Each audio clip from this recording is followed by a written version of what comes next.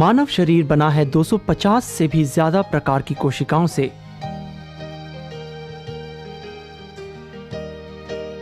लेकिन इन कोशिकाओं का आकार इतना छोटा होता है कि इन्हें बिना माइक्रोस्कोप के नहीं देखा जा सकता। अगर हम माइक्रोस्कोप में रक्त की कोशिकाओं को देखें तो लाल रक्त कोशिकाएं पहचानी जाएंगी अपने रंग और आकृति की वजह से। लेकिन सफेद रक्त कोशिकाओं को देखने और पहचानने के लिए उन्हें किसी स्टेन से रंगना पड़ता है।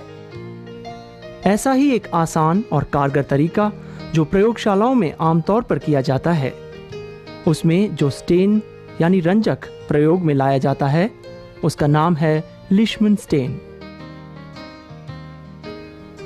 सबसे पहले खून लिया जाता है उंगली से, जैसे तीसरी उंगली।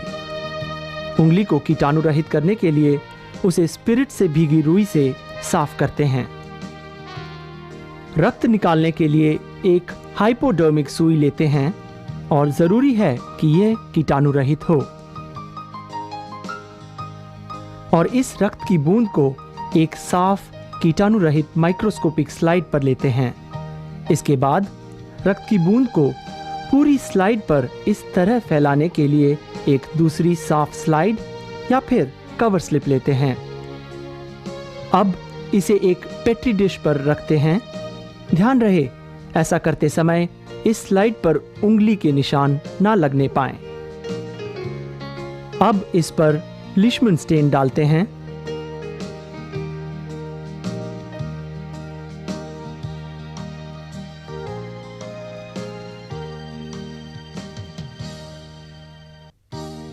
और कुछ समय के लिए रख देते हैं ताकि कोशिकाओं में स्टेन का रंग चढ़ सके।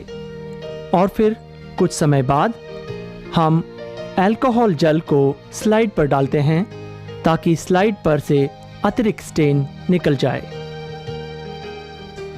इसके बाद इस स्लाइड को पानी से धो लिया जाता है।